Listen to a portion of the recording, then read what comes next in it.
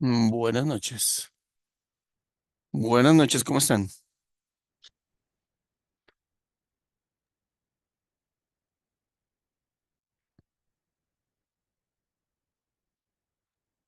Buenas Buenas noches, bien, noches. sí, señor. Bueno, ¿qué más? ¿Cómo les ha ido?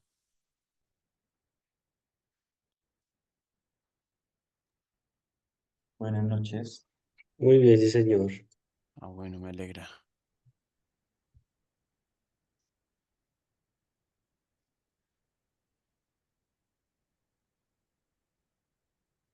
Bueno, entonces comparto mi pantalla y damos inicio a nuestra clase del día de hoy.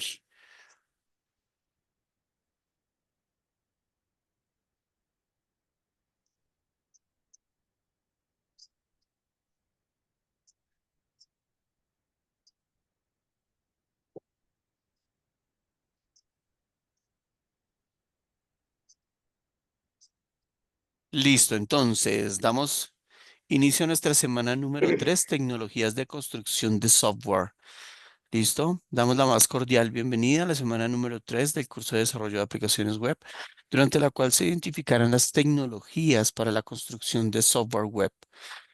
Analizando la estructura y el comportamiento de una página web, también elaboraremos o digamos que miraremos eh, cómo se realiza una API, que es una interfaz de programación de aplicaciones, que son necesarias para realizar la comunicación entre los diferentes componentes de software. Un segundo, por favor, muchachos, qué pena con ustedes. Un momentico, por favor.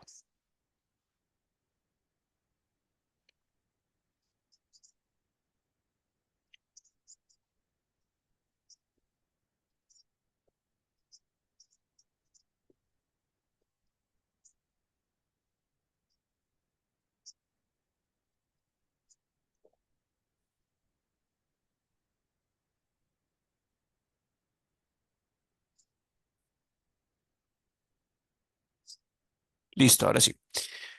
Necesarias para realizar la comunicación, o sea, las API que son necesarias para la comunicación entre diferentes componentes del software, y de igual manera se realizará la codificación para el manejo de errores y excepciones que pueden presentarse al momento de ejecutar una página web.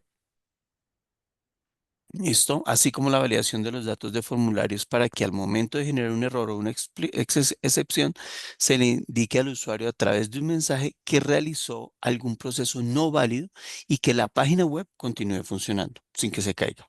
¿Listo? Esa es la intención, es lo que se necesita. Bueno,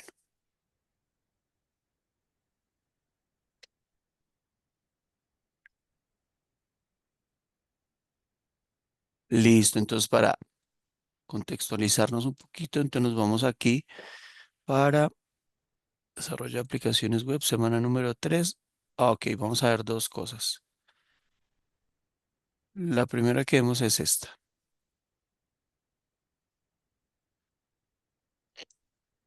Entonces, denme un segundito, les voy a compartir aquí el audio para que veamos el videito y nos contextualicemos un poco del tema. ¿Listo? Ya nos vemos en un rato.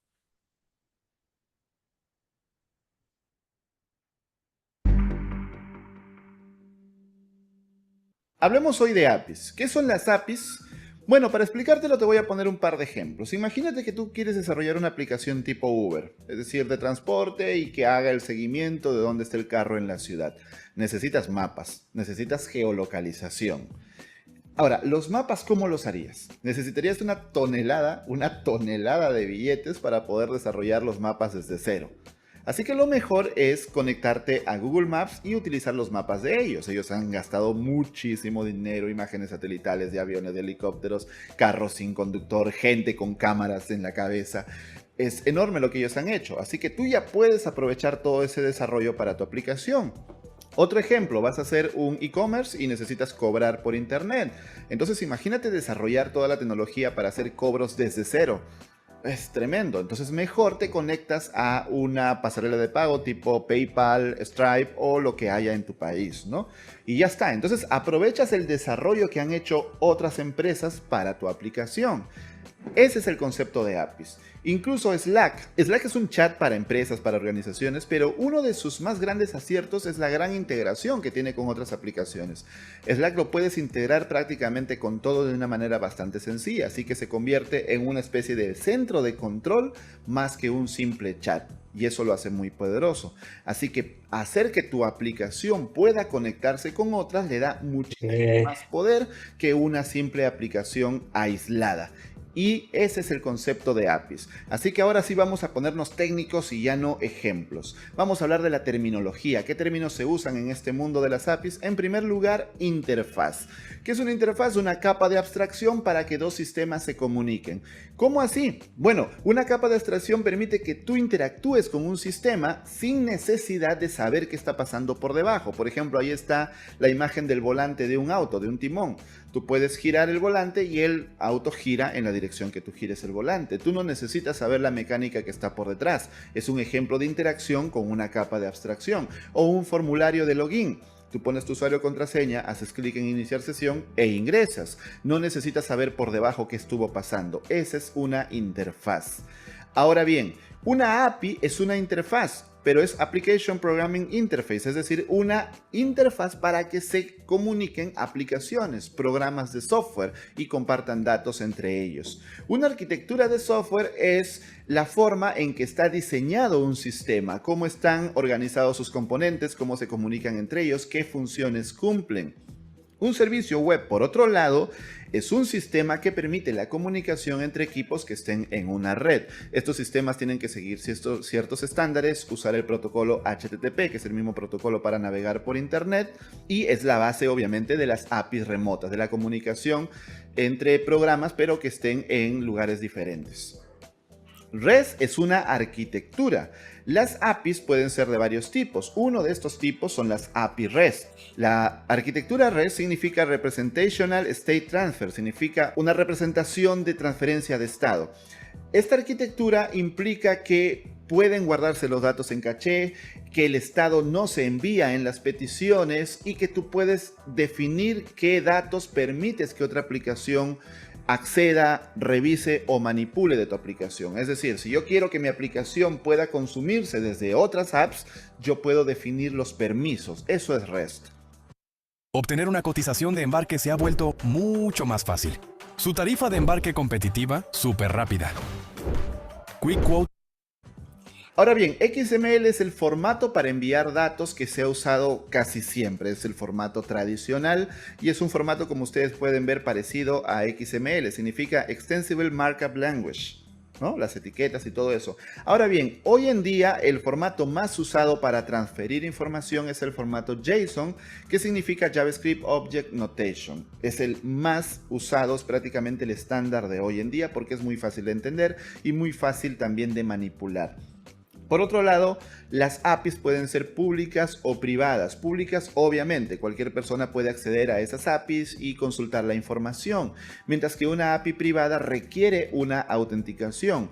Cuando tú te autenticas la primera vez, el servidor te devuelve un token. Ese token es un objeto que contiene todos los datos de esta autenticación.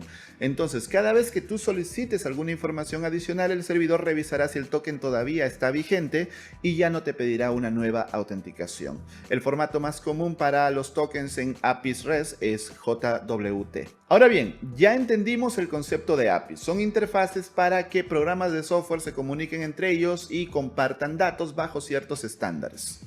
Y el más usado hoy en día es REST y el formato más usado para enviar datos es JSON. No es el único, pero es el más usado. Ahora bien, las APIs pueden ser locales o remotas. Las locales son las que se ejecutan dentro del mismo entorno. Por ejemplo, estás desarrollando una aplicación Android y tú necesitas que una notificación vibre, haga vibrar el teléfono. Entonces te comunicas con la API de vibración del teléfono. Entonces todo ocurre ahí, todo es local. Sin embargo, también pueden haber APIs remotas. Significa que tú obviamente consumes datos de una aplicación que está en otro lugar, en otro punto del mundo. Esto es mucho más grande, pero lo hemos querido simplificar en este cuadro. Es mucho más grande, pero esto te va a ayudar mucho a entender cómo está organizado esto. Las APIs, como hemos dicho, pueden ser locales o pueden ser remotas. Ahora, las remotas pueden utilizar servicios web. Te expliqué que eran un sistema de comunicación en una red utilizando el protocolo HTTP. Entonces, las APIs remotas pueden utilizar servicios web, es lo más común. Y si usan servicios web, pueden usar el protocolo SOAP o pueden ser REST. El protocolo SOAP todavía se sigue usando, aunque no tanto ya, pero en su momento fue el más usado. Ahora, REST es hoy en día la arquitectura, no es un protocolo, la arquitectura más usada para APIs. Y cuando tú creas un servicio web usando la arquitectura REST, estamos hablando de RESTful. Ya hemos visto lo importante que es entender cómo funcionan las APIs si eres desarrollador. En algún momento vas a tener que crear tu propia API y obviamente también consumir APIs de terceros, ¿sí? Entonces, cuando tú estás desarrollando una API REST debes comprender ciertos conceptos. En primer lugar, cada recurso que tú consultas, cada información que tú consultas tiene un identificador único llamado URI. Y tú la consultas por algo llamado endpoint, que es la URL completa. Ahora bien, esa URI permite consultar directamente un recurso. Por ejemplo, ed.team/estudiantes/Álvaro. Ese es un ejemplo, ¿no? Entonces es un identificador único. Y de esa manera puedes encontrar cualquier recurso que tú estás necesitando o una lista de ellos. Ahora, cuando tú solicitas una información a través de una API, el servidor puede contestarte con distintos códigos. Con esos códigos vas a saber qué pasó con tu petición. Por ejemplo, los códigos 200 son los códigos de que todo fue exitoso. Un código 200 indica respuesta exitosa, un código 202 que ha sido creado un nuevo recurso. Los códigos 300 indican redirecciones. Por ejemplo, 301 una redirección permanente, 303 una redirección temporal. Los códigos 400 indican que tú has hecho una solicitud inválida, tal vez a un recurso que no existe, que es el 404, o tal vez a un recurso al que tú no tienes autorización, que es el 403. Y los códigos 500 indican errores ya directamente en el servidor. Según el código que te responde el servidor, tú sabrás qué hacer con esta petición. Ahora bien, también tenemos los métodos HTTP. Estos métodos nos permiten interactuar con la API. Por ejemplo, el método GET es solicitar información. El método POST es enviar nueva información. Por ejemplo, si yo me registro en ed.team, voy a ed.team y creo mi cuenta de usuario, estoy usando el método POST para enviar la nueva información de un usuario. El método put es actualizar información que ya exista. Por ejemplo, yo voy a ed.team y cambio mi contraseña, entonces estoy utilizando el método put y delete, obviamente, para borrar un recurso. Esto es equivalente al CRUD de las bases de datos. No es lo mismo, pero es equivalente. Y como hemos dicho, las APIs te pueden devolver la información en distintos formatos. El formato más común es el formato JSON, pero no el único. También puedes usar API REST y devolver formato XML o incluso texto plano. ¿Para qué te estarás preguntando? Bueno, hay empresas que tienen sus sistemas que necesitan XML y te lo van a pedir así, incluso texto plano. Entidades del Estado también te piden a veces texto plano. Lo importante es que no tienes que usar otro sistema. Puedes seguir utilizando API REST y devolver ese tipo de formato. Y para terminar, las buenas prácticas. Cuando tú desarrollas una API REST, hay buenas prácticas que tú debes seguir. Aquí te dejo algunas de ellas. En primer lugar, HATOS. HATOS significa que la API se autodescribe. Cada recurso tiene información de cuál es el recurso siguiente o de la cantidad de recursos totales que hay. Porque no es tan sencillo como un array que el primer elemento es el índice 1 o 0, el segundo es el índice 1, el tercero es el índice 2 y así correlativamente. Pueden haberse eliminado registros en el proceso y tal vez el primer elemento ser 1 y el siguiente 50. Tendrías 49 errores hasta llegar al siguiente recurso, ¿cierto? Para eso está HATOS. Luego la seguridad. Como hemos dicho, tienes APIs públicas y APIs privadas. Si tu API es privada, debes protegerla, obviamente. Si no, podrían entrar a tu información, obtener, extraer la base de datos tal vez de tus usuarios o base de datos privadas o incluso manipularla. Esto es muy riesgoso, así que debes asegurarla. Por otro lado, debes testear tus APIs, testear que todo funcione correctamente, porque es terrible cuando tú haces una API, alguien la va a consumir y la persona que la consume pues no encuentra la información debida o no funciona como debería. El testeo está muy ligado a la documentación. Recuerda que si tú haces una API, la estás haciendo para que alguien la consuma, porque es un sistema de comunicación, es una interfaz de comunicación, no tiene sentido hacerla si nadie la va a consumir. Entonces, documenta. En ed.team hemos intentado integrar algunas plataformas externas, no voy a decir nombre porque no quiero que me demanden, pero hemos intentado y hay algunas tan mal documentadas que es realmente un infierno implementar ese tipo de APIs. Así que documenta tu API. Espero que te haya quedado clara la importancia de desarrollar APIs y de consumir APIs para que las aplicaciones se comuniquen y sean mucho más enriquecidas y puedas aprovechar el desarrollo de otras empresas en tus proyectos y viceversa. Si quieres aprender a crear una API REST con buenas prácticas, es decir, todo lo que he explicado acá, pero con mucho más detalle y entrando al código, metiéndole las manos al código y viendo cómo funciona cada detalle, te invito este 18 de mayo al workshop Creando API REST con buenas prácticas que va a impartir nuestro CTO, nuestro director de tecnología en EDTeam, Alexis Lozada, en Ciudad de México. Este workshop es presencial, en persona, lo vas a tener ahí para preguntarle toditito lo que te venga a la mente, para que cada dólar que pagues por este workshop valga la pena, ¿ok? Entonces, es un workshop.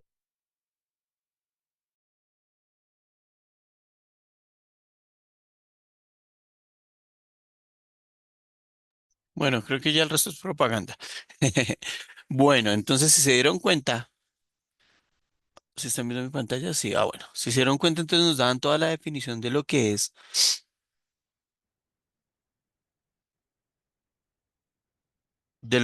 un API.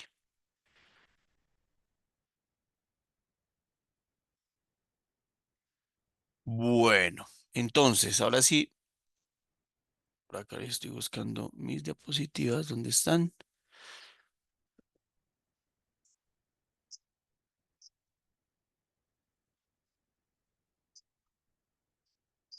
Ya las vi acá.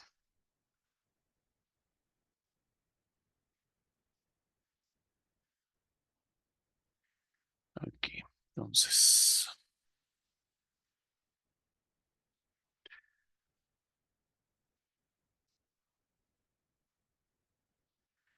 versión 3, listo, es esta. Ok, tecnologías de construcción. Bueno, básicamente lo que vamos a mirar,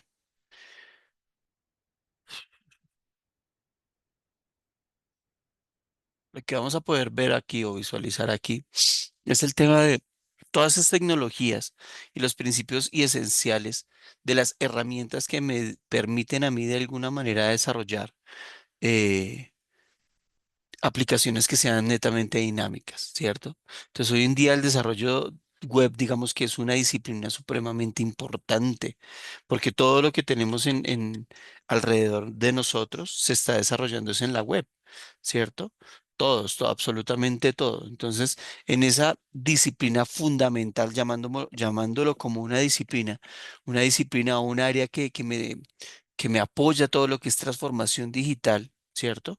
Abarcando también todo el tema de la creación, del mantenimiento, de la optimización, eso que veíamos la semana pasada, de esas aplicaciones que de alguna manera son accesibles a través de esos navegadores, ¿no? Entonces, digamos que la relevancia de todo esto radica en que debemos hacer o permitir que la construcción de de esas soluciones sean escalables, sean interactivas, sean accesibles globalmente hablando, ¿cierto? Donde se impactan sectores como el comercio electrónico, la educación, la banca, la salud, absolutamente todo, los sectores están, digamos que confinados o digamos que supeditados a lo bueno que se pueda llegar a hacer dentro de una aplicación web. Muchachos, denme un segundito, por favor.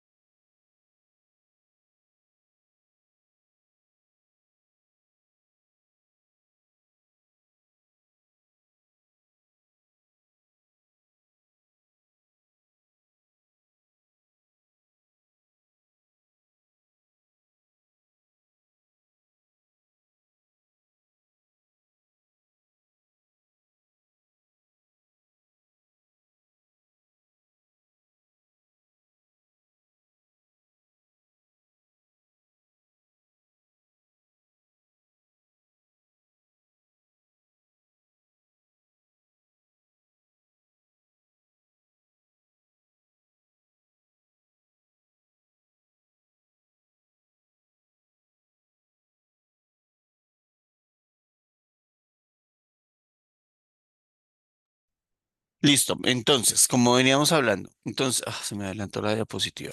Esa no es esta. Entonces, digamos que obviamente necesitamos que cada vez sean herramientas mucho más dinámicas y que de cierta manera, o que digamos que indiscutiblemente nos permitan construir esas soluciones escalables y que sean interactivas, ¿cierto? Digamos que las tendencias actuales han evolucionado desde lo que llamábamos antes aplicaciones monolíticas, ¿no? Que se sean arquitecturas mucho más, digamos que estáticas, ¿sí? Y obviamente se han vuelto mucho más dinámicas en este momento. Entonces, por ejemplo, nosotros hacíamos un SPA, ¿se acuerdan que es un SPA? Un Single Page Application. Y ese Page Application, pues digamos que no me permitía hacer muchas cosas, ¿cierto? En una sola página. Y empezamos a trabajar cosas entre lo que es el Single Page Application y hoy en día lo que son los microservicios,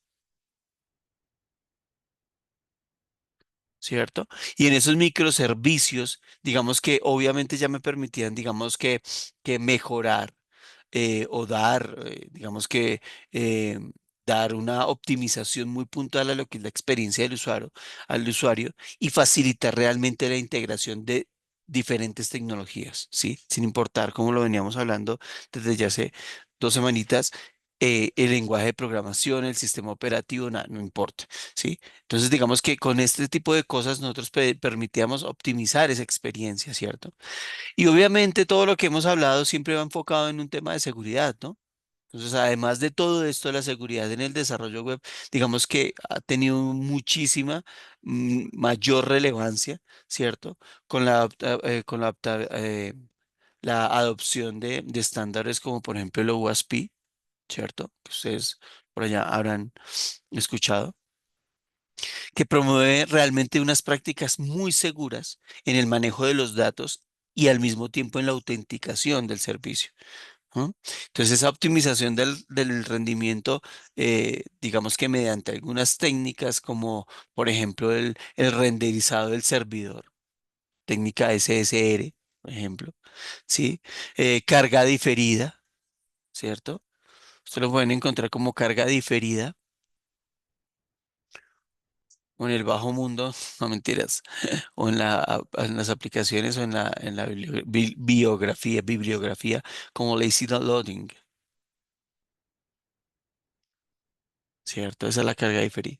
Y todo esto lo que realmente hace es contribuir a toda esa experiencia, ¿no? A mejorar la experiencia del usuario, obviamente en la indexación de motores de búsqueda, que sea mucho más rápida y mucho más ágil esa indexación, esa búsqueda, ¿cierto? Y hace que la interoperabilidad sea clave. Por eso es que empezamos a trabajar todo el tema aquí desde los API, ¿cierto?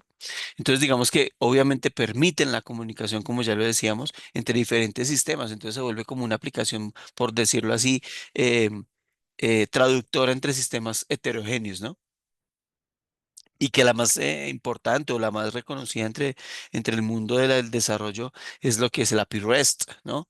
Entonces, digamos que todo esto representa una evolución significativa de la eficiencia y las consultas de datos que, que, que obviamente entre más tiempo pasa, más mayor es la cantidad de datos que vamos a trabajar. Y obviamente, pues, como es mayor la cantidad, pues el tráfico se vuelve insoportable. Y pues la idea de todo esto es que reduzca ese tráfico de red, que mejore la flexibilidad en las respuestas, que mejore la eficiencia y la eficacia puntualmente del servicio. ¿Listo? De eso es que se trata. Empezamos a ver unos temas hace 8 días, que era la diferencia. Ah, bueno, hasta ahí tienen alguna pregunta, alguna duda, alguna inquietud. No, no, no, señor. Listo, perfecto. Entonces, digamos que en todo esto, entonces empezamos a ver como unas, digamos que metodologías o unas formas de trabajar, ¿cierto? Que se desarrollaban puntualmente en lo que era el frontend, el backend y el full stack. Y digamos que veíamos que la capa de presentación, que es la del frontend, directamente tenía una interacción con el usuario, ¿cierto? Y el objetivo realmente de esto era ofrecer una experiencia muy intuitiva, muy eficiente a través de esas interfaces dinámicas, ¿sí? Que sean dinámicas, responsivas, ¿sí? Y obviamente pues apoyan en unas estructuras que las definíamos. Y una de las más fáciles es el HTML, el CSS y el JavaScript, ¿no? Entonces, en el HTML, la estructura, el lenguaje de marcado que define estructura de un sitio web, títulos, párrafos, etcétera, ¿cierto? Es lo que nosotros llamamos es la semántica del contenido, o sea, lo que debe ir, ¿ok? Cuando hablábamos del CSS, entonces hablábamos del estilo, ¿cierto? Entonces, el lenguaje de estilo que define la apariencia de su sitio web, colores, fuentes, diseños de página, posición de elementos, te permite personalizar la estética de tu sitio web. Y estamos hablando ahí de toda la estilización y optimización visual, ¿cierto? Pero esto también ya empieza a tener una estructura más dinámica y tenemos unos preprocesadores como por ejemplo los SAS, ¿cierto? Son los preprocesadores que me permiten desarrollar o de alguna manera hacer código CSS3 mucho más rápido y mucho más fácil. ¿M? Y por último encontramos como ejemplo, ¿no? Por último encontramos como ejemplo este JavaScript que no necesariamente tenía que ser solo JavaScript, que se utiliza muchísimo, sí, pero pues a veces se utilizan otras cosas, pero no pasa nada. ¿Listo? Pero lo que realmente hace el lenguaje de scripting que añade interactividad al sitio web, eventos, animaciones, manipulación del DOM, llamadas a API, etcétera. Es la columna vertebral de la interactividad web. Y sí, y básicamente lo llamamos acá, ¿dónde está? ¿Dónde está? Aquí la manipulación del DOM. Eso es lo importante de ese JavaScript, la manipulación del DOM, que gestiona el estado y gestiona todas las comunicaciones contra las APIs. Y ahí podemos encontrar diferentes. Yo les decía, JavaScript digamos que es la base, porque es el código fuente o digamos que el lenguaje de programación básico que se necesita. Pero podríamos tener, digamos, herramientas como el ES6, por ejemplo, y diferentes frameworks, por ejemplo, el React, Angular, Vue, ¿cierto? ¿Cierto? Y todas esas, digamos que son como evoluciones de de ese lenguaje JavaScript con diferentes soportes o con diferentes necesidades que en algún momento el requerimiento así lo dijo y pues se tuvo que desarrollar, ¿cierto? Entonces, digamos que todas estas tendencias actuales incluyen, digamos, un comportamiento de que la web necesita reutilizar. ¿Sí? Reutilizar arquitecturas, ¿sí? Opción de diferentes metodologías. Y en esas arquitecturas entonces hablábamos, por ejemplo, de una arquitectura Jamstack, ¿cierto? Eso es lo que necesitamos hacer, una reutilizar, ¿cierto? Y empezábamos a tener lo que es lo que nosotros llamamos por ahí un assembler. Entonces, es un assembly,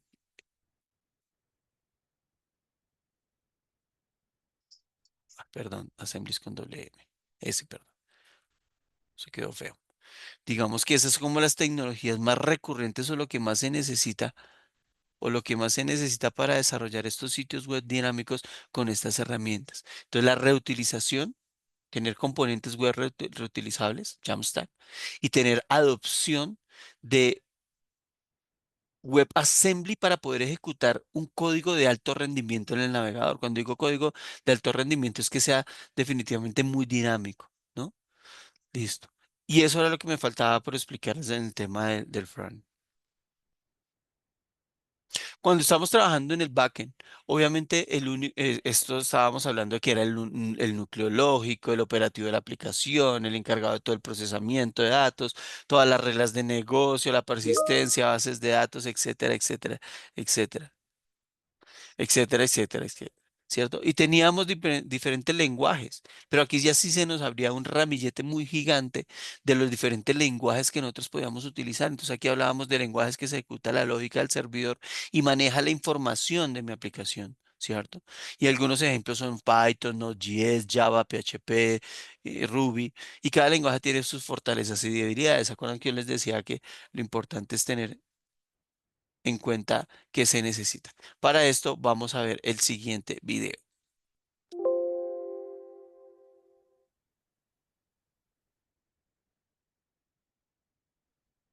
Bueno, aquí vamos a ver el videito, ya les comparto.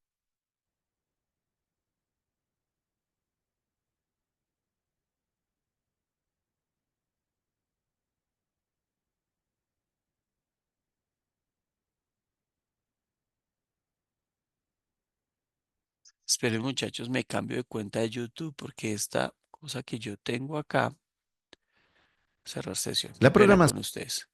Me excedo con mi cuenta de que tiene el YouTube Premium porque si no, nos vayan a llenar de propagandas aquí todo el tiempo.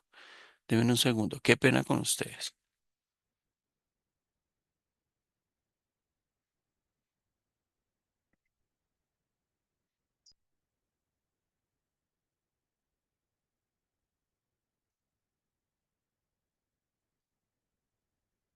Y ahora sí. Ahora miremos acá. Miremos aquí. eh, listo.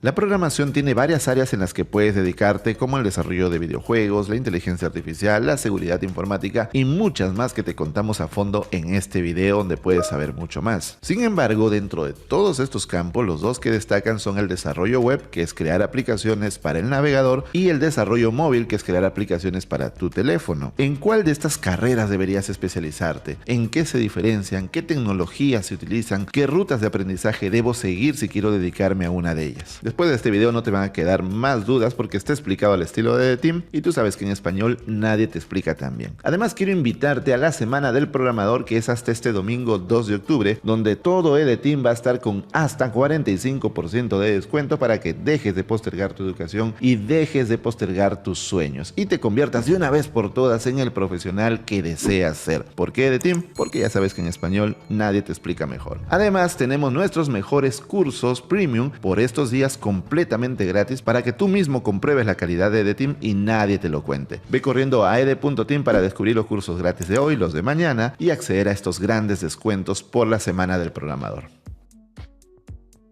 Empecemos definiendo qué es el desarrollo web y el desarrollo móvil. El desarrollo web consiste en crear sitios y aplicaciones web que son ejecutados desde un navegador web a través de una dirección de internet o URL. Solo necesitas un navegador de internet y conocer la dirección de la aplicación. Listo. Esta es una gran ventaja, ya que estas aplicaciones no tienen barrera de entrada, ya que no dependen del sistema operativo ni de instalar requerimientos adicionales, porque funcionan en el navegador, en la pestañita donde está ejecutándose. Por ejemplo, Spotify, Figma, EDETeam para ver tus cursos, YouTube, Facebook, Netflix, etc. Todas estas funcionan desde el navegador sin instalar nada adicional. Por su parte, el desarrollo móvil consiste en crear apps que funcionen sobre un sistema operativo móvil, como Android de Google o iOS de Apple. A diferencia de la web, existen barreras de entrada porque estas aplicaciones no funcionan en el otro sistema operativo. Si funcionan en Android, no en iOS y viceversa. Además,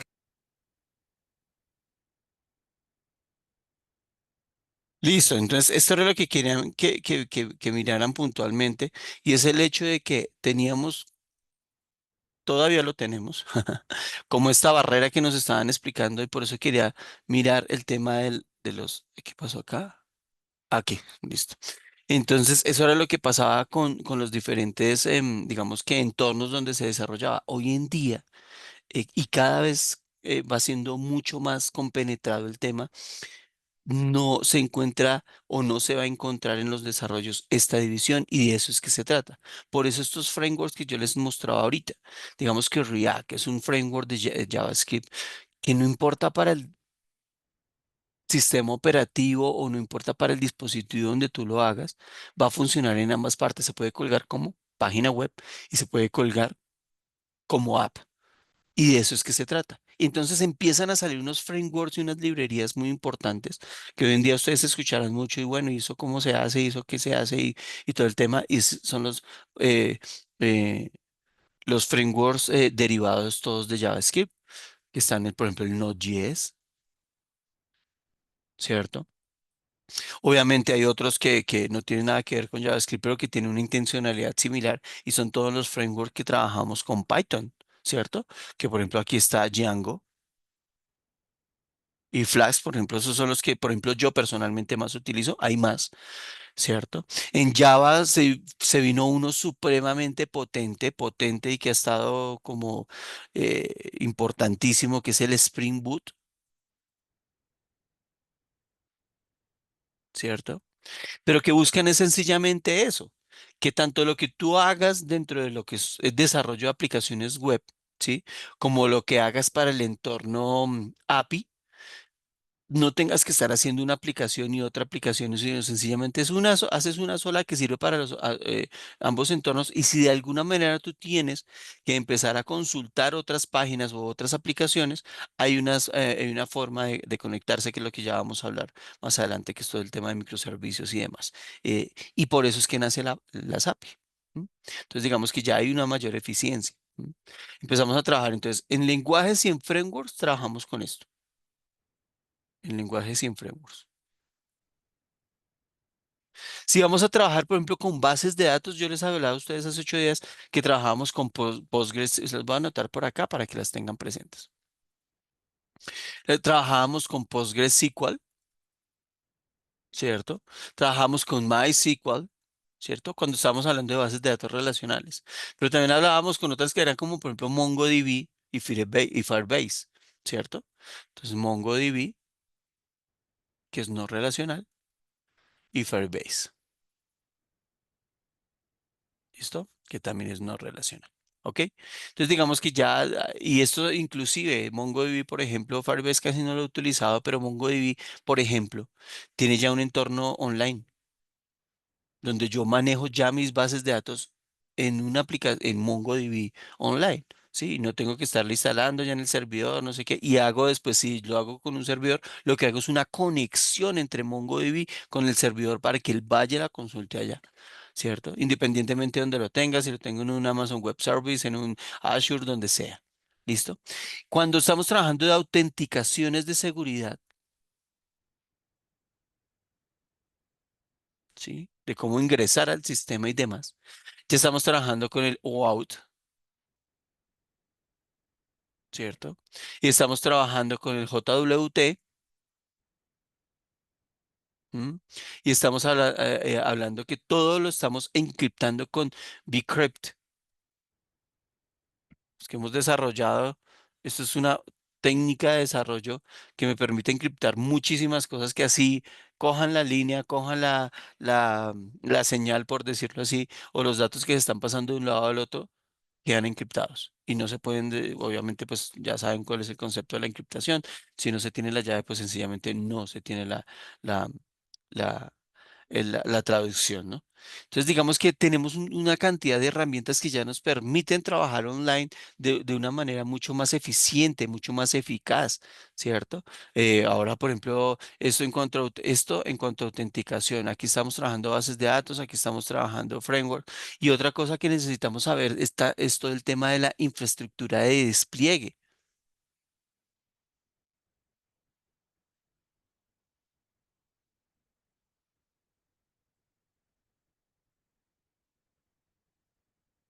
La podemos nombrar como infraestructura y despliegue o infraestructura de despliegue, como se quieran. Pero podemos tener contenedores, los famosos Docker, ¿cierto? Los famosos Docker. Digamos que tenemos los Kubernetes. eh, Digamos que estos son los que yo personalmente más uso y los uso en cualquier aplicación, en cualquier infraestructura. Puede ser un Amazon Web Service, un Azure, un Google Cloud. Y en cualquiera de esos, pues obviamente lo que estoy utilizando o lo que estoy haciendo es fomentar el uso de arquitecturas serverless, ¿cierto? ¿Sí? Donde la ejecución del backend se realiza en función de los eventos, sin necesidad de gestionar servidores dedicados. ¿Sí ven lo importante? Entonces, esos serverless solamente se activan en cada una de estas cositas que ustedes ven aquí en la pantalla que les acabo de escribir. Dependiendo de lo que yo necesite, se activa ese pedacito de servidor o ese servidor que tengo a eso, ¿cierto? Y se habilita es en función de esas necesidades. ¿Qué necesito? Acceder a la base de datos. Ah, me voy para tal lado. ¿Sí? Y no tengo que estar gestionando una cantidad de servidores que servidor de bases de datos, que servidor de frontend, que no se necesita nada de eso. ¿Listo? Entonces es como una ventaja súper grande, no solamente en el desarrollo, des en cuenta, muchachos, que no solamente en el desarrollo, porque obviamente al hacer esto, el código fuente va a ser mucho más fácil, mucho más sencillo. Puedo hacer partes Sí, yo soy experto en un ejemplo, yo soy experto en Node.js, en Python y ya, y la otra persona es experta en autenticación, y la otra persona es experta en infraestructura y en Docker, en Kubernetes. Entonces se puede cada uno hacer y entrelazar entre sí, ¿cierto? Entonces puede hacer un desarrollo mucho más rápido, mucho más sencillo. Y no solamente eso, sino en el tema del despliegue, en la infraestructura.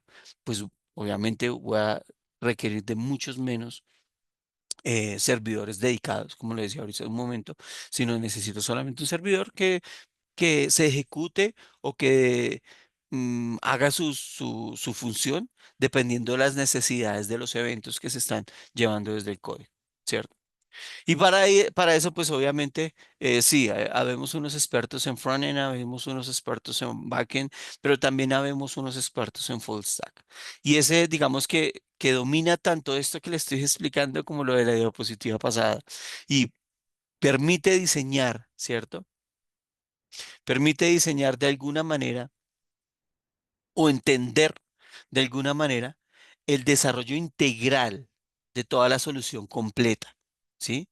Y obviamente, pues aquí yo ya sé implementar interfaces que sean obviamente responsivas, accesibles, diseños y consumos del API, ¿cierto? O sea, diseño y expongo un servicio o lo consumo de alguna manera, ¿cierto? Optimización de ese rendimiento, o sea, ya es entender cómo es esa relación entre cliente-servidor y obviamente cómo va esa optimización de ese rendimiento, manejo de infraestructura. eh, eh, automatizada, ¿cierto? Entonces, un perfil, por ejemplo, de full stack es altamente demandado en en las startups, por ejemplo, ¿cierto? Porque digamos que las startups se caracterizan porque son entornos ágiles. Necesitan muchísima versatilidad, muchísima rapidez de desarrollo, ¿cierto? Eso es crucial para que la startup funcione, ¿cierto? Entonces, digamos que un full stack todo el tiempo está mirando como todo el genérico o desde una visión mucho más holística, todas las herramientas y todo lo que se hace dentro de la aplicabilidad. ¿Listo? Entonces, digamos que eso es lo que teníamos que tener un poquito pendiente, que la clase pasada quedamos en esa parte. Y ya siguiendo con el tema, pues obviamente tenemos arquitecturas típicas de aplicaciones web. Un cliente, frontend, un servidor, un backend, una base de datos para en el fondo. Y digamos que eso lo necesitábamos conectar de alguna manera con otra aplicación que estuviera hecha en otro lenguaje completamente diferente. Entonces, digamos que en contraste de ese lenguaje o esas aplicaciones monolíticas de las cuales yo les describí hace un momento, pues empezamos a tener los microservicios, ¿cierto? ¿Qué son microservicios puntualmente? Son, como su nombre lo indica, servicios más pequeños, pero que unidos, ¿sí? Generan la aplicación completa de servicios. ¿Qué es lo que pasa y por qué los llamamos como microservicios? Porque cada uno de esos servicios pequeños es independiente y se empiezan a comunicar a través de las API, pero son independientes, no necesita para funcionar, no necesita del otro, sino cada uno tiene toda su infraestructura o todo su logística, por decirlo así, entre comillas, porque no es una logística, estamos hablando a nivel de código fuente, sino que tiene toda su estructura para que se pueda, digamos que, eh, manipular o trabajar sola, independiente. ¿Listo? ¿Qué características tiene un microservicio? ¿Qué características tiene un microservicio? Entonces, digamos que el despliegue y la escalabilidad son independientes, perdón, qué pena. El despliegue y la escalabilidad son independientes. Despliegue, o sea, donde lo ponga yo a funcionar, y la escalabilidad, si necesito que esa vaina crezca, si necesito que ese servicio de alguna manera sea más potente, más robusto, más grande, pues no necesita de nadie más, sino solamente meterle la mano al microservicio y que funcione más grande. Eso es completamente desplegable en cualquier arquitectura y escalable también de la misma manera, ¿cierto? Tiene una menor acoplamiento entre componentes, o sea, yo no necesito estarlo acoplando con nada, ¿sí? Ese acople, o esa palabra acople, digamos que piensen ustedes en acople, una cantidad de cosas que yo debo hacer para que este se entienda con este, ¿sí? Aquí no, aquí no necesito de nada de eso. Estábamos hablando hace un momento de que, bueno, debo tener la capacidad de exponer un servicio. Bueno, a ese acoplamiento es que tenemos que llegar. Solamente expongo un servicio. ¿Cómo? Mire, esta es la URL. ¿cierto? Si usted quiere, se puede conectar desde el aplicativo que usted quiera. Obviamente, estamos hablando a nivel de programación. Se conecta a esa URL, tiene estos usuarios y esas contraseñas y puede consultar esto que tengo aquí expuesto. Ya, no más. Ese es el acoplamiento que necesito entre componentes, nada más. ¿Sí?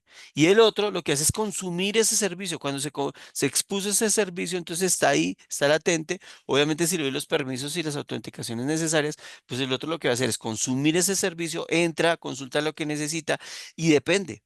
Porque a veces esos microservicios solamente son de consulta, pero también pueden ser de edición y de eliminación común y corriente. Eso depende de quién exponga el servicio, ¿no? ¿Qué parámetros? Normalmente, normalmente hoy en día, eh, normalmente hoy en día, pues lo que hacen es solamente, por ejemplo, si yo me conecto a la base de datos de Google, ¿sí? De las fuentes de Google. Entonces yo necesito conectarme por medio de una API, un servicio que ellos tienen para llamar las fuentes y generar mi entorno web con las fuentes que utiliza Google. Ah, ok, perfecto. Pues ellos no me van a dejar editar ni eliminarlas, obviamente, ¿cierto? Pero digamos que internamente yo soy programador y yo, digamos que hago una aplicación. Yo la hago. ¿Sí? Y ya, la terminé de hacer. Pero resulta que me salió una patica al gato. Entonces necesito hacer otra aplicación que complemente esa. Entonces, para no dañarla y para ver que funcione de alguna manera, yo puedo hacer un microservicio que se conecte allá y que edite la información también allá. Entonces, den en cuenta que hay mucha versatilidad y mucha forma de utilizar esos APIs. Y esa es la característica clave, que tenga un despliegue y una escalabilidad independiente, ¿sí? Que tenga un menor acoplamiento. Y obviamente que se ha hecho, como lo acabo de explicar, para el uso de tecnologías heterogéneas, ¿m? Para la aplicación y las necesidades de cada servicio. Acuérdense que nosotros veíamos por allá en alguna clase cómo era la arquitectura de Netflix, ¿cierto? Y todo lo que necesitaba y todo lo que utilizaba para funcionar. Y no crean que es que, ay, yo hice esto para... No, no, yo no hice eso pensando en que de aquí a mañana yo fuera a meterle otro lenguaje de programación y que hubiera... No. No se hizo de esa manera. Y muy seguramente por eso tiene tantas herramientas, porque a medida que va saliendo la necesidad de la aplicación, del requerimiento, digamos que los lenguajes de programación tienen que llegar a cubrir esa necesidad. Y al cubrir esa necesidad, pues se dan cuenta que de pronto las aplicaciones o los lenguajes o las metodologías que están ahí no son suficientes para el requerimiento que se necesita o que se quiere dar respuesta, ¿cierto? Y por eso se necesita de otra que me pueda escalar y que me pueda desplegar mucho más, más robustamente esa necesidad, ¿cierto? Entonces ahí es cuando empezamos a trabajar lo que yo les decía a los serverless, ¿cierto?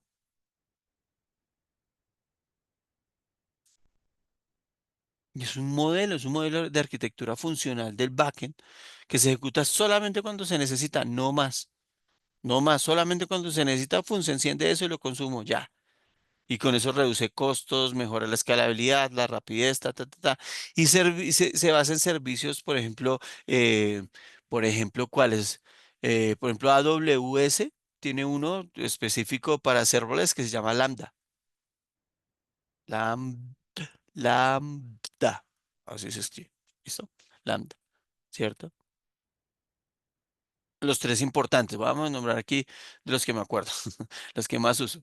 El Azure, por ejemplo, utiliza uno que se llama, se me olvidó, menos mal eran los que me acordaba. El Azure, por ejemplo, utiliza uno que se llama Functions. Funciones, sí, Functions. Y el Google Cloud, no sé si lo utilicé ayer, lo utilicé. El Google Cloud utiliza uno que se llama Functions también.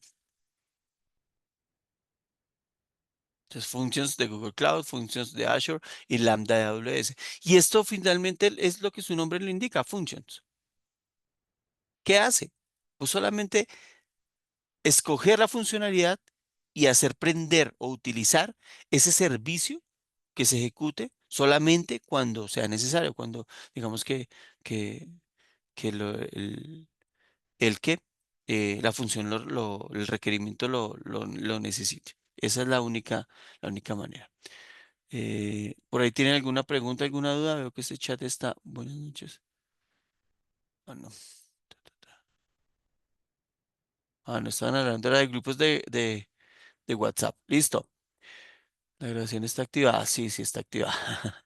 Listo, perfecto. ¿Tiene alguna duda, alguna pregunta, algo que quieran aclarar? Ahí. No. No, Listo. Bueno, perfecto. Entonces, digamos que una arquitectura web moderna, que es lo que estamos viendo acá, ¿cierto?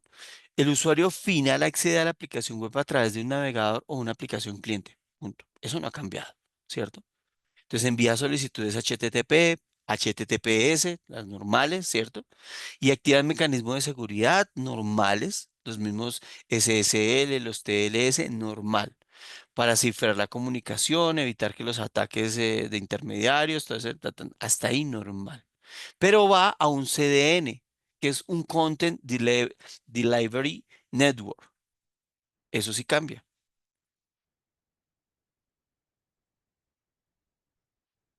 ¿cierto?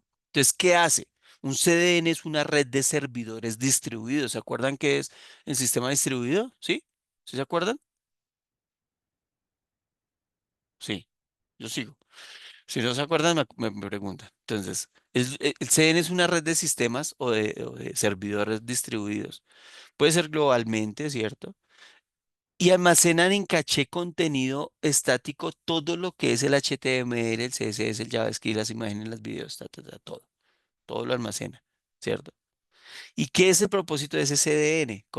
Delivery, se lo voy a colocar acá para que lo tengan presente. Hoy, Content Delivery Network. Net, Eso es una W, no una M. Network. ¿Listo? Eso es lo que pasa. Entonces, ¿qué hace? Reducir la latencia. Entonces, como el servidor, como al servir contenidos de los servidores geográficamente cercanos al usuario, permiten una mayor rapidez, ¿cierto? Entonces, como eso está regado por todos lados, yo les decía ahorita, depende. Si estamos hablando a nivel mundial, listo. Entonces, los servidores geográficamente deben estar o globalmente deben estar distribuidos, ¿cierto? Entonces, la idea es que el servidor que está más cercano le conteste. ¿M? Más cercanos al usuario. ¿M? ¿Y eso qué permite? Obviamente, pues reducir la latencia, ¿no? Ya saben qué es la latencia. Obviamente, pues descongestiona el tráfico del servidor principal, ¿cierto? Mejora la escalabilidad, obviamente. Y mitiga los ataques de DOS, porque ya distribuye las solicitudes en múltiples puntos, ¿cierto? Y no en uno solo. ¿Ok? Entonces, digamos que ahí ya empieza, si ven que el usuario si hace sus peticiones común y corriente, HTTP, HTTPS, listo, pero los manda un CDN, ¿sí? Y ese CDN ya lo que se encarga, esa es la escalabilidad, o eso es lo que yo les hablaba hace un momento. Y ya ahí cambia un poquito. Entonces, ¿qué pasa con ese CDN? Ese CDN tiene un balanceador de carga, o posee un balanceador de carga que no solamente distribuye las solicitudes entrantes entre múltiples instancias de servidores, ¿sí? Sino que también optimiza el rendimiento y la disponibilidad, o sea, administra ese rendimiento y esa disponibilidad de cada uno de los servidores que está desarrollando la tarea puntual que se le envió. ¿M? ¿Listo? Y hay diferentes balanceadores de carga, ¿cierto? Este CDN tiene diferentes balanceadores de carga.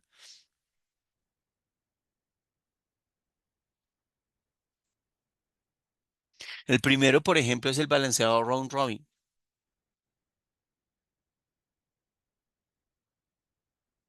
¿Cierto? Y ese round robin lo que hace es distribuir las solicitudes equitativamente para todo el mundo igual. Punto. ¿Listo?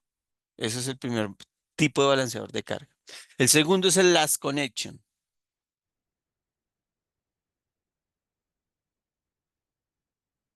Y ese last connection lo que hace es redirigir el tráfico a los servidores menos ocupados. Entonces él va y revisa quiénes son los que menos peticiones tienen y redirecciona eso a esos servidores, las peticiones a esos servidores. El otro no le importa, el otro coge y manda a todos lo mismo, ¿sí? Sin importar si está saturado o no. Él lo que hace es coger las tareas y las distribuye equitativamente. Este no. Este va y revisa cuál es la red o el servidor menos ocupado y empieza en ese orden de prioridad a enviarles solicitudes. ¿Viste? Y está el IP hashing,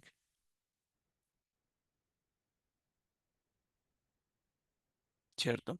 Y en el IP hashing lo que hace es mantener la afinidad del usuario con un mismo servidor.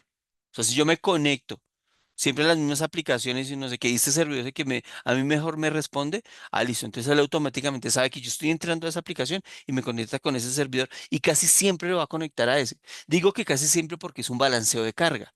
Entonces, como ustedes lo saben, un balanceo de carga lo que hace es balancearlas. Sí, empezar a mirar si sí, si no, si no sé qué, a no ser que ese hashing, ese servidor que esté supremamente ocupado de alguna manera, entonces sí lo redistribuye para otro lado. Pero normalmente, cuando estoy utilizando un balanceo, cuando estoy utilizando un balanceo basado en IP hashing, él mantiene la afinidad con el mismo servidor, con un mismo servidor siempre. ¿Cierto? Entonces, esos son los tres tipos de balanceo de carga de red. ¿Y este balanceo de carga quién lo está haciendo, muchachos? ¿Me recuerdan? ¿Se les Hace olvidó o no pusieron que el CDN? rol. Perfecto. Listo. Eso es ese es el que está haciendo el balanceo de carga. Ese es el que hace el balanceo de carga. Entonces, además de esos balanceadores, ¿sí? También se pueden ya manejar lo normalito. El CSL, que reduce la carga computacional, eh, todo lo que, digamos que los hash proxy, los elastic de la AWS, que eso ya era como lo normalito, lo que siempre se ha trabajado, ¿cierto? Bueno, SSN maneja estos balanceadores de carga. Hice mal esto porque debía haber puesto el CDN aquí y aquí. Para eso puedo borrar esto porque ahí sigue otra cosa. Digamos que esta es como la estructura de una web moderna, ¿no? Listo. Entonces, ¿qué pasa? Después de tener, espera que lo dejen borrado. Después de tener esos balanceadores de carga, ¿cierto? Después de tener esos balanceadores de carga, me voy para el API Gateway. De ahí para adelante ya todo empieza a cambiar. Ya digamos que es mucho más veloz, mucho más rápido, pero todo inició con las mismas solicitudes normales que uno le hace a un servidor. Entonces, digamos que ese API Gateway es un intermediario entre los clientes y los microservicios. Mire que ya nos estamos metiendo allá con el tema de los microservicios. Entonces, hay una capa de abstracción entre el cliente y los microservicios que controla la comunicación con el backend. Y ese es el API Gateway. ¿Listo? ¿Listo? Hasta ahí normal. ¿Qué hace ese API Gateway? Ahora sí lo abro acá. Tiene obviamente todo el tema de gestión de autenticación, lo que hablamos en la diapositiva pasada. Ahí hay varias, ¿no? Pues yo les había puesto, por ejemplo, no me acuerdo, creo que les puse la GWT y no sé cuál otra. Puede ser la out 2, la normalita que uno usa, o la out 0, no importa. Sí, pero lo que quiero que entiendan es que hay una gestión de autenticación, ¿sí? Ahí ya se empieza a gestionar, bueno, quién se conectó acá, ¿cierto? Hay un rate limit, ¿cierto? Que es obviamente la protección contra el abuso, ¿sí? O sea, hay un rango límite de limitación, ¿cierto? Hay una conversión de protocolos.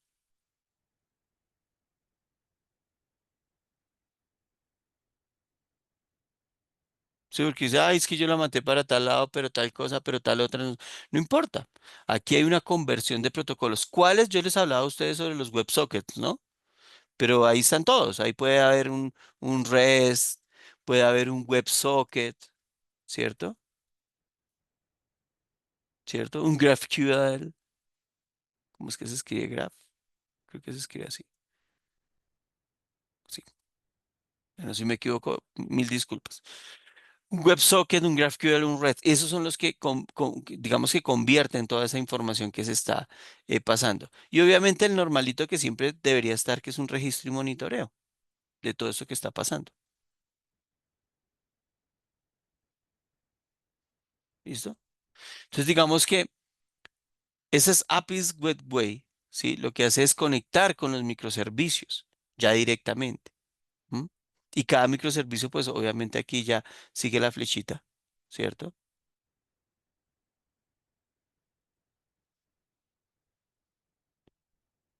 Sí, ahí lo que hace es conectar con cada microservicio. Y cada microservicio, como les estaba explicando, pues representa una unidad de independiente del negocio dentro de la aplicación. ¿Listo? tiene un principio muy básico que es el single responsibility, ¿sí? Que obviamente es el principio de responsabilidad sola o digamos que independiente, ¿sí? Y se comunican mediante mensajería asíncrona, por ejemplo, un Kafka, ¿sí? O mediante los mismos API REST, ¿sí? Pero cada uno de esos es independiente. Entonces, ten en cuenta que todo este show es para ir a coger cada microservicio solito, solito, ¿listo? Entonces, ¿qué pasa con eso? ¿Qué ventajas tenemos de todo este tipo de cosas? Pues cuando yo tengo microservicios, estoy hablando de que tengo una escalabilidad independiente, puedo tener desarrollo en múltiples tecnologías, lo que vimos allá en el ejemplo, por ejemplo, de Netflix, ¿se acuerdan? Y tiene una resiliencia muy alta. Entonces, si un microservicio falla, muy seguramente el sistema va a seguir funcionando. Se cae esa funcionalidad puntual, ¿sí? Deja de funcionar, ¿cierto? Pero en sí, el sistema sigue funcionando. Entonces, digamos que no se te cae todo el entorno. Y pues es chévere y es válido porque hagamos que algunas personas pueden seguir trabajando, ¿m? A no ser que ese módulo puntualmente ya no. ¿Listo? Pero pues por un tiempo, ¿no? Entonces, digamos que para la gestión de todos estos servicios se utilizan, digamos, todos estos orquestadores, por ejemplo, Kubernetes, arquitecturas de Service Mesh, para mirar todo ese tema de comunicación interna. Yo últimamente he estado programando mucho con los Kubernetes y me parece espectacular. Es supremamente seguro, porque tú manejas cada uno de los hilos por aparte, ¿sí? Tú mandas la información por aparte. Toda es súper chévere y supremamente rápido. Sí requiere un poquito no, sí requiere un conocimiento muy puntual del uso de los coordinates, ¿sí? De estudiar cómo vas a hacerlo. Sí requiere, digamos que la curva de aprendizaje no es no es tan fácil, no es tan rápida, pero no es nada del otro mundo tampoco, no se asusten. Kubernetes es sencillo. Es entender la lógica de cómo están manejando esos microservicios y ya. Sí, eso no. Pero realmente lo que hace es manejar puntualmente la comunicación interna. Tú le estás diciendo ahí quién te va a escuchar y por dónde te va a escuchar y qué vas a sacar cuando escuches eso. O sea, es supremamente eficiente. ¿Listo? Y obviamente ya de los microservicios ya hay una conexión directa con la base de datos. Voy a ponerla aquí abajo. Hagan un acto de fe y piensen que esto continúa allá. Ay, se me salió de... ¿Dónde está? Tengo una cantidad de cosas abiertas. Acá está. Listo. Entonces piensen que acá sigue y acá está la base de datos, que es la que viene de allá arribita.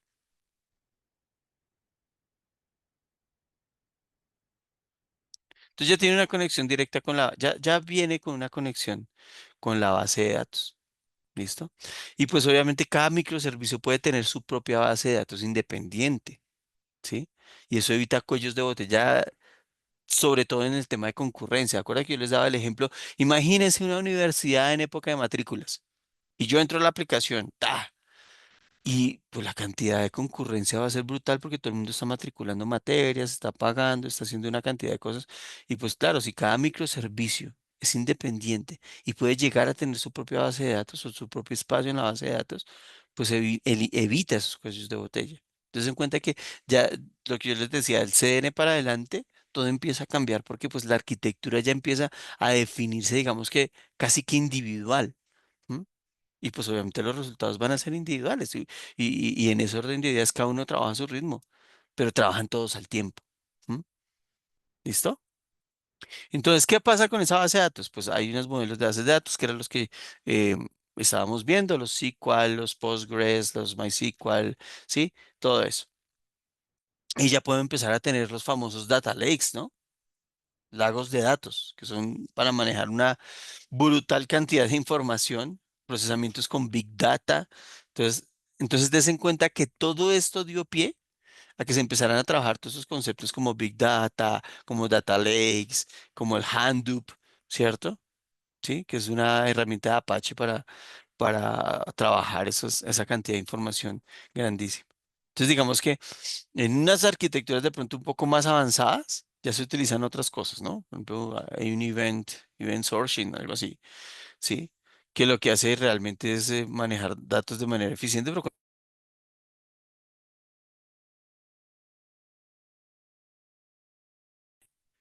que son arquitecturas un poco más avanzadas, ¿no? Y pues obviamente, entre más avanzados, pues ustedes requieren un poquito más de conocimiento y de estudiar, ¿cierto? Pero digamos que este es como la arquitectura general de una aplicación moderna con microservicios, ¿cierto? Y miren todo lo que se utiliza. No es que se utilice todo esto, es que algo de eso se va a utilizar. Pueden ser dos, tres, cuatro o todas, o una sola. ¿Sí? No importa, eso depende del requerimiento. ¿M? Entonces, digamos que la arquitectura modular, así como lo estamos viendo, ten en cuenta que les expliqué módulo por módulo, digamos que permite tener una muy alta disponibilidad y muy alta escalabilidad, ¿cierto? Obviamente, pues, miren todas las capas que estoy haciendo, miren todas las capas que estoy teniendo. Entonces, por el solo hecho ya de tener esta arquitectura, tengo unos entornos de seguridad mucho más grandes. ¿Cierto? Una seguridad mucho más fortificada. Y obviamente, pues muy positivo todo esto que les estoy describiendo para manejar unos volúmenes gigantescos de información y también gigantescos de tráfico. ¿Cierto? Porque recuerden, bueno, igual la información es lo que yo consulto a la base de datos, para que lo tengan claro. Y el tráfico, pues es la reusabilidad, los clics, las peticiones que está haciendo el usuario o los usuarios en ese momento del sistema. ¿Sí? Entonces, digamos que vuelve al ejemplo. Aplicaciones como Netflix, como Uber, como todo esto que es moderno, donde la optimización de rendimiento es puntual, es clave para que esta vaina funcione bien. Yo no me imagino a Netflix. No sé, con esos lanzamientos que hacen y sacan una película nueva en todo medio planeta, todo el mundo dándole clic a la misma película, pues no creerán que el servicio se, se pone lento. Claro, entonces partamos de que acordémonos de que, verdad que es que dependiendo del país en que yo esté, me voy a conectar a X o Y servidor.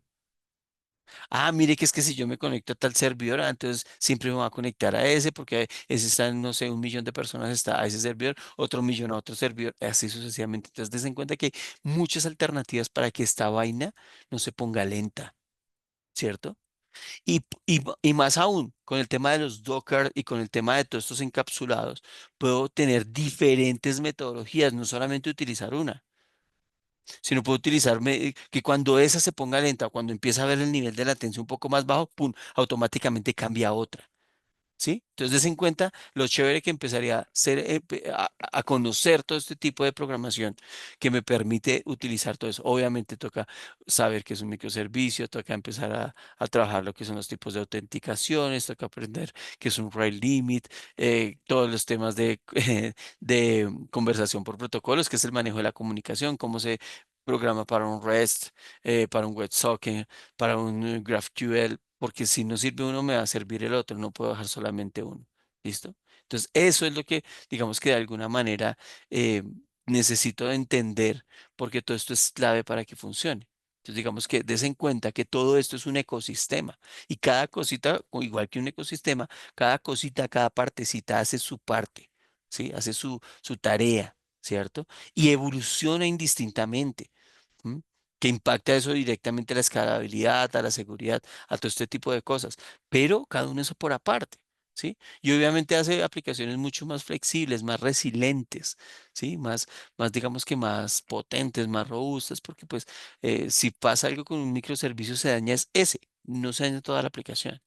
¿M? Y de alguna manera, pues la misma, uno puede estar programando, así como cuando hacía las excepciones y los errores y todo ese tipo de cosas, uno hace esto para que funcione. Si no les funciona A, entonces pásese a B, si no va a C, y si no, entonces vuelva a mirar A, si ya se desocupó, y así sucesivamente funciona todo este tema del despliegue de los microservicios. ¿Preguntas, dudas, inquietudes hasta ahí? Profe, sí, yo tengo una duda. Claro que sí. Eh, es que me llamó la atención, digamos, la parte del tráfico. Cuando uno está haciendo el backend, ¿uno tiene que incluir eso en el código o eso es un servicio que presta algún proveedor? ¿Cuándo está haciendo qué? Digamos, haciendo, si, El si digamos, Kubernetes, por dentro de ejemplo. mis requerimientos, yo quiero que, si me te pone el ejemplo de Netflix, todo el mundo, hay que tener una alta disponibilidad y yo quiero que todo el mundo vaya a consultar una transacción o una película, por ejemplo. Ujú. En ese caso, yo como desarrollador, digamos, eso depende ahí mucho del backend, y tanto del frontend, creería yo.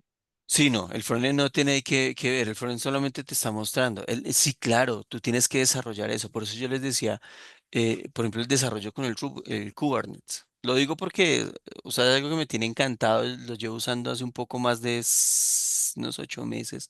Yo creo que ya va para el año, que lo Pero estoy, específicamente para el tráfico, ¿cuál es la mejor opción para tener es que, alta disponibilidad de los servicios y de, porque es que hay aplicaciones, por ejemplo, digo yo, las bancarias o hay aplicaciones que uno tiene que tener un muy buen tráfico disponible. digamos que depende del requerimiento puntual, depende de dónde están los servidores, depende de muchas cosas. Si tú tienes eso en Amazon Web Service, ellos te dan todo el servicio. Ellos te dan todo el servicio. Todos, todos, todos. El CDN te lo dan completo. ¿Sí? A no ser que tú digas, no, es que es muy costoso y yo no quiero hacer tal cosa. Entonces date cuenta que ahí el requerimiento de programación cambia. ¿Sí? ¿Sí me explico? Pero igual independiente de que cambie o no, la idea es que tú por dentro en el backend, tú desarrolles de tal manera de que él busque diferentes rutas. Si no le sirve una, váyase con otra. ¿Sí? Eso es lo que uno debe hacer. ¿Sí? ¿Sí me explico? Sí, sí soy Sí, claro. ¿Sí es eso lo que tú me estás preguntando? sí, sí, señor, a ese punto voy. Es que decir, digamos que yo entiendo que pues uno contrata para hacer un despliegue, monta el backend, el frontend, enlaza, pero digamos que el proveedor también entiendo que pues hay diferentes costos para hacer la implementación y que le permitan a uno tener recursos disponibles para esa escalabilidad, pero yo como programador debo exactamente esa era la pregunta, como buscar otras rutas en las que pueda hacer, digamos, peticiones y sean óptimas. Sí, claro. Es que eso es lo fundamental, lo que yo les decía. ¿Se acuerdan hace 8 días? No, bueno, no me acuerdo si fue con ustedes o no. Pero les contaba, si no les conté, yo alguna vez hice una aplicación para un entorno donde no había internet o el internet era muy latente, ¿sí? Y me tocó programar de tal manera que toda la data la tuviera interna, se guardara en la misma aplicación. Obviamente tenían que ser unos equipos robustos, pero cuando una vez identificara, miren que ni siquiera era que el usuario cogiera y le diera clic allá de sincronizar, no. Una vez tuviera internet, él identificara ese dispositivo, ese hardware, y automáticamente empezara a hacer la sincronización de datos. Entonces, es que depende mucho es de todo el entorno, de todo el tráfico, de toda la metodología DevOps que veíamos hace 8 días. eh, ¿Qué se necesita y cuál es el entorno donde me voy a desenvolver? La idea es que sí, que utilicemos un entorno normalito. Aquí estamos hablando de Bogotá. Estamos hablando de Bogotá. Estamos hablando de que yo voy a pues, subir una aplicación común y corriente a la nube y que eso va a ser mundial y ya. Ya que allá en el Amazonas se vayan a conectar y que eso no es culpa mía, ya, pues miren a ver cómo llegan con los dispositivos allá, como por ejemplo las aplicaciones de nosotros. Pero ustedes, ¿cómo creen, por ejemplo, la alta disponibilidad que tiene, por ejemplo, WhatsApp? Ustedes se acuerdan hace un par de años, unos 4 o 5 años, donde WhatsApp se caía y era mundial la caída, o de Instagram, ¿se acuerdan? Y es por todo este tipo de cosas. ¿M? Entonces, digamos que algo que ustedes pueden utilizar mucho, por ejemplo, son el tema de las arquitecturas híbridas con microservicios, punto. Ahí obligatoriamente van a tener que meter, o si no es API REST, meter Kubernetes. Y eso es una alta disponibilidad, por ejemplo. ¿M? Y para mí, ya y ahí sí va, ya no lo que ustedes busquen en internet ni lo que haya en los libros, de pronto me lo refuten. Pero para mí, hoy en día, el que es el estándar de facto, o sea, que les va a funcionar y que les va a servir bien es el Kubernetes.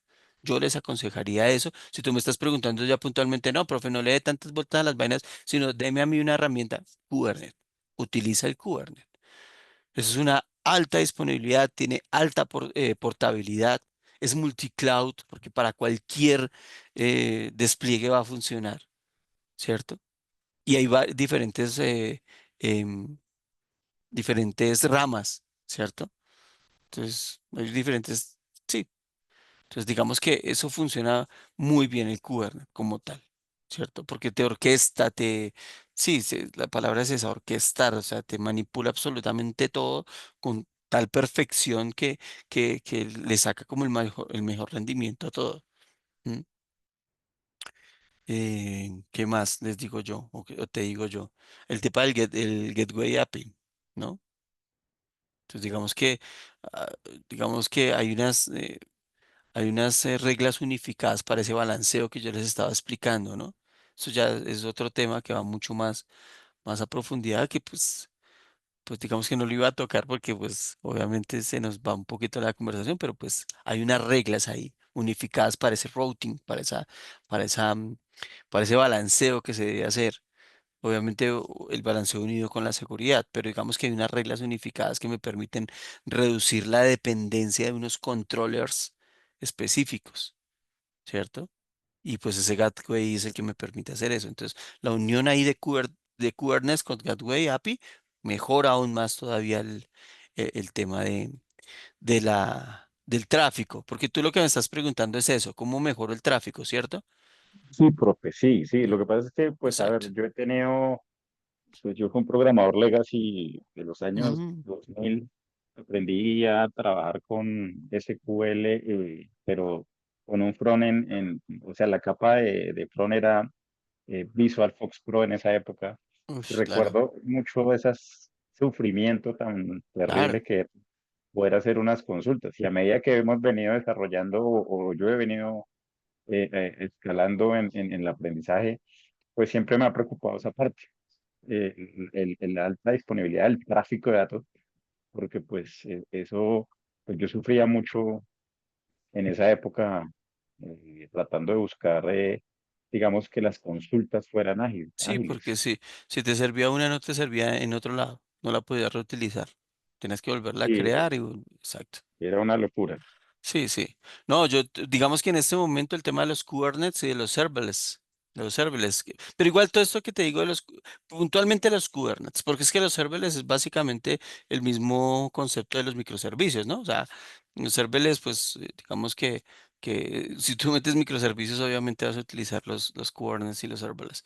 Em, pero yo te aconsejaría utilizar esa parte, todo lo que es Kubernetes y Gateway API porque ese es el que te va a permitir de verdad dar una velocidad diferente. O sea, una consulta rápida de los datos que te los muestre. Ah, bueno, esa es la otra, ¿no? Eso va en el backend, ¿no? Lo que tú decías ahorita del frontend, no, solamente el frontend lo que hace, ya tú manejas, me imagino que sí, manejarás todo el tema de, de modelo vista controlador y todas tus carpeticas, entonces tendrás tus controladores allá a algún lado, ¿cierto? Entonces ahí la idea es que tú sepas qué controlador es el que estás utilizando para X o Y tarea y por medio del Kubernetes lo implementas, lo llamas y lo muestras, punto. Pero date cuenta que es un controlador para esa tareita. Y de hecho, como te lo decía, tú puedes dejar a un lado algunos controladores que te hacen es bulto, por decirlo así, ¿sí? Entonces, eso, digamos que para el sistema es transparente un lenguaje de programación. El sistema, si tú le dices léalo, él lo va a leer. Y si tienes 1 millón de líneas de código, él lo va a leer todo. A no ser que tú le digas, esto no lo leas, sí tal cosa. Y eso es lo que hace, digamos, que esta aplicación o esta metodología de trabajo. Entonces, tú lo que haces es aparte, sacar aparte algunos controladores, sacar aparte algunas, entre comillas, funcionalidades, para que lo que estás utilizando en ese momento sea lo que le dé prioridad y así te va a dar mucho más velocidad. ¿Listo? Sí, profe, muchas gracias. Vale, listo. Bueno, entonces, todo esto para mirar. Es que yo a veces, yo sé que les redondeo mucho las preguntas, las respuestas, perdón, a las preguntas, pero es que realmente uno, y se los digo honestamente, yo puedo decirles aquí muchas cosas que ustedes puedan hacer y ustedes pueden ir a aplicarlos allá en el trabajo, en lo que estén haciendo. Ah, ese profe no sabe, ese profe me dijo mentiras. Es que depende. Depende porque hay cosas que uno a veces, uno llega y pregunta y uno no ha tenido en cuenta hasta el momento que uno va y lo despliega. Y cuando uno va y lo despliega se da cuenta que hay otra variable en la ecuación, que afortunadamente sería si me diera rienda suelta y funcionará como es, pero a veces y muchas veces no. Muchas veces esa variable adicional me hace pensar otro tipo de arquitectura, otro tipo de despliegue. Por eso a mí casi no me gusta dar este tipo de respuestas porque pues dependen del entorno. Yo les he explicado a ustedes, dependen inclusive hasta el tipo de servidor que ustedes vayan a desplegar la aplicación. ¿Sí? Entonces, por eso es importante yo hacerles esta aclaración, no por lavarme las manos ni nada, sino porque, porque es así. Porque desafortunadamente en la programación solamente hasta que uno puede tener una cantidad, y ustedes que han programado un montón, me imagino, sabrán que uno puede tener todos los requerimientos de este mundo, pero solamente cuando uno hace el despliegue y empieza uno a hacer las pruebas unitarias, las pruebas, no sé qué, ahí es donde uno se da cuenta si realmente necesita hacer un ajuste o no. Entonces, chévere. Pero ahí sí vuelvo y afirmo, ya vuelvo y les digo, es mi opinión personal. Hoy en día lo que está mandando aquí la parada en la comunicación, sobre todo de todos estos controllers y de toda esta orquestación de todas estas partecitas, es el tema de los Kubernetes. Entonces ahí pueden tener muchísimo, muchísimo rendimiento, mejorar muchísimo el rendimiento de las aplicaciones por ese lado. Listo. Entonces, los servidores y el despliegue. Hacer tu aplicación disponible. Claro. O sea, yo puedo tener la programa. Ah, listo, yo soy un duro en programación, yo programo súper chévere, pero la forma en que yo despliego y el servidor que yo utilizo es lo que me da a mí la velocidad. Es lo que de alguna manera me, me, me muestra a mí. Y hoy en día hay muchos servidores. El que nunca puede faltar, el Apache. Todos hemos, yo creo que alguno, así sea ¿qué? En un SAMP, hemos utilizado nuestro servidorcito Apache y hoy en día Apache es uno de los mejores en el mercado. Entonces, esos servidores Apache, y uno puede decirle a Amazon Web Service que venga, mónteme un servidor Apache allá arriba, se puede. Entonces, eso se puede. ¿Listo? Y está el Nginx, por ejemplo. Aquí está. Esos son los dos más populares hoy en día, el Apache y el Nginx. Ambos tienen muchas capacidades distintas, digamos, que cumple la función inicial de un servidor, que es ¿qué? Servir. Servir contenido a los clientes, contestar las peticiones, ¿cierto? Pero digamos que el Apache es uno de los servidores más antiguos. Entonces tiene y que ha evolucionado, ¿no? No es que sea antiguo y que no se haya quedado ya en la época arcaica, no. Es uno de los servidores más antiguos, pero asimismo ha ido evolucionando, es muy popular, es muy conocido, o sea que por este mismo orden de ideas uno consigue muchísima información en la web, o sea, muchísima, es un montón en todos los idiomas, habidos y por haber, inclusive la página de Apache tiene como 10 idiomas diferentes para uno escoger y traducir. Entonces, súper chévere. Digamos que Apache como tal soporta muchísimos módulos de autenticación, muchísimos módulos de seguridad, muchísimos módulos de manipulación de contenido, ¿cierto? Em, es muy flexible porque digamos que permite configurar reglas personalizadas en diferentes directorios. Toda la configuración del HTA Access, uno la puede hacer de manera digamos que personalizada para diferentes directorios. ¿Qué más les digo de ese?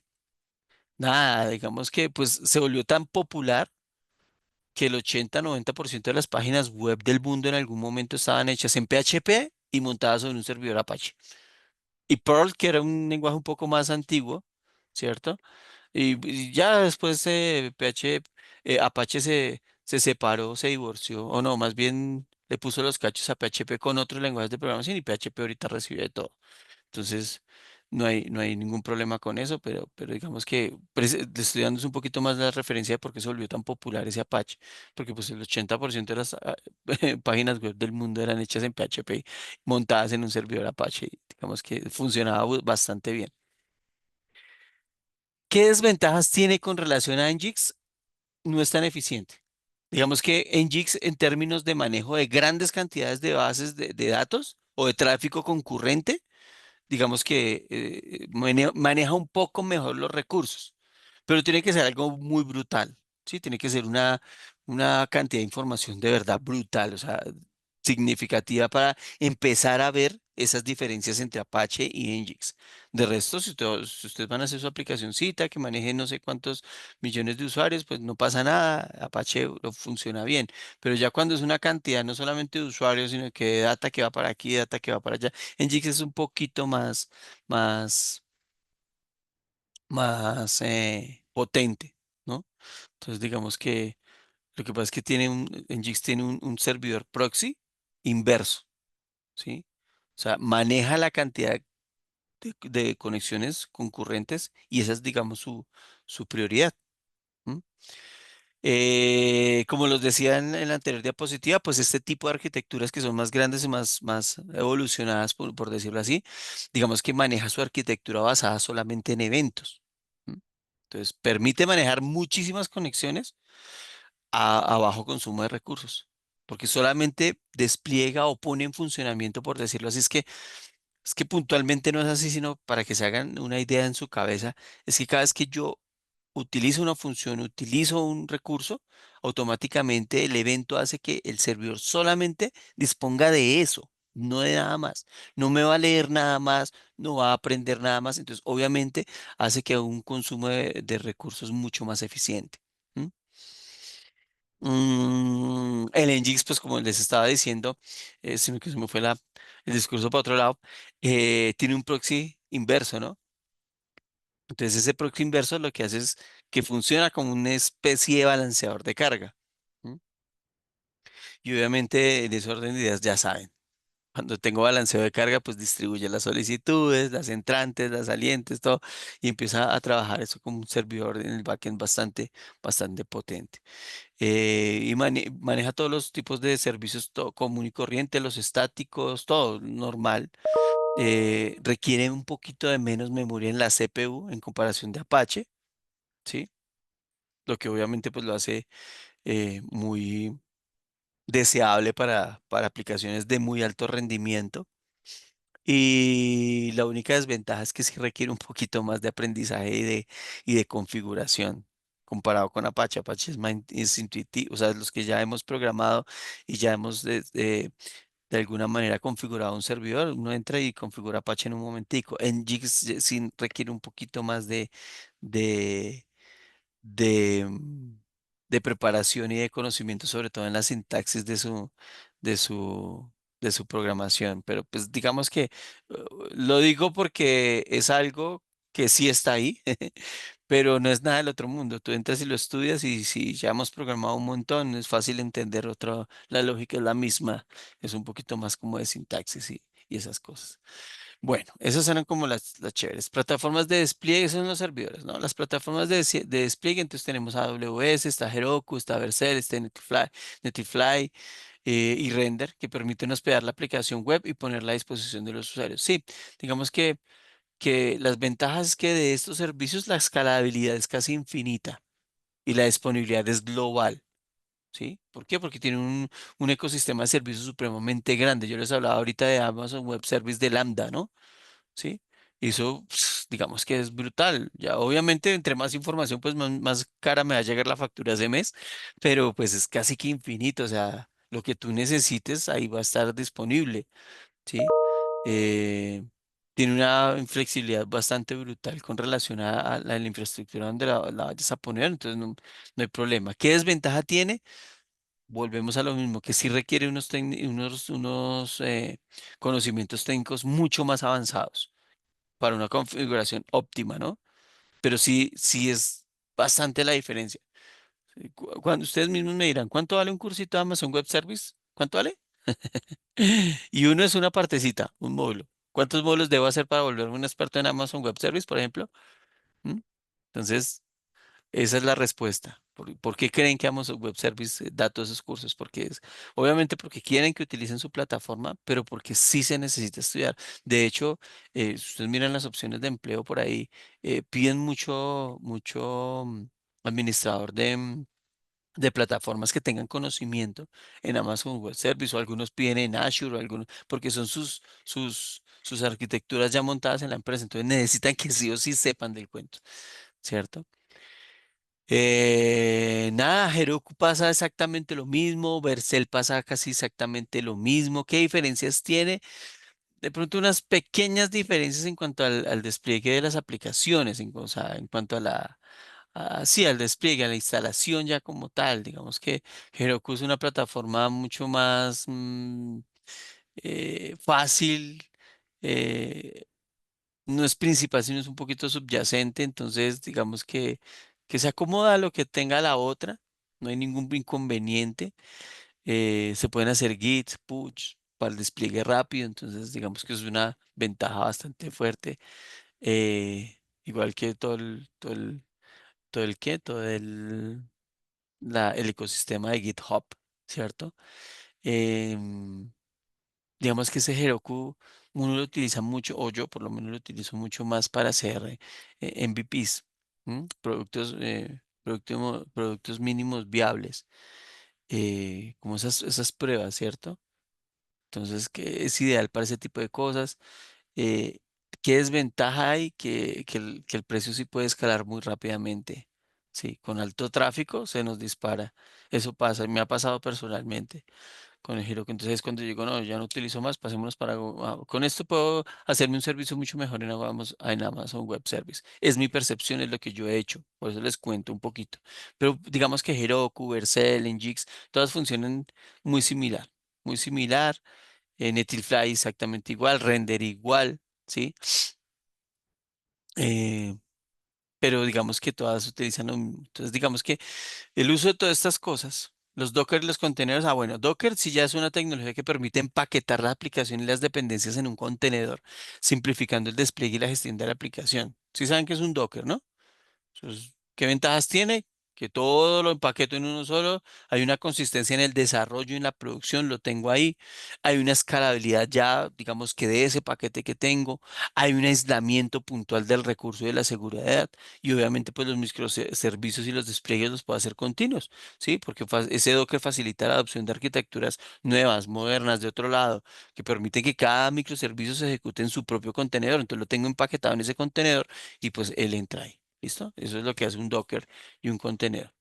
Entonces, digamos que ya para finalizar, digamos que todos estos servidores como Apache, combinados con todas estas aplicaciones de despliegue modernas, ¿cierto?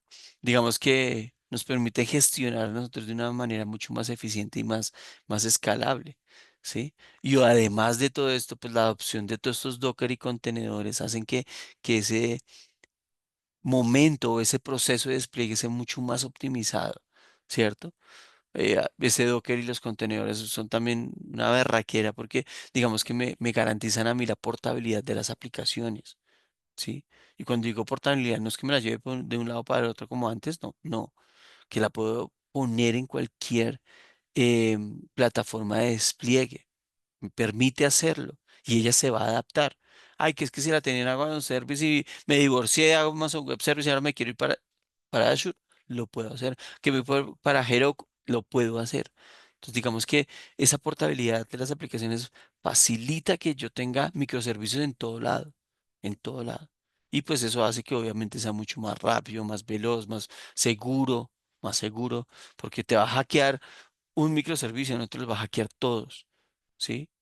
Entonces, eso quiero que lo tengan muy claro. Listo, muchachos, eso era lo que tenemos para hablar el día de hoy. No sé si tengan alguna duda, alguna pregunta. ¿Ninguna? Profe, Eh, Sí, dime.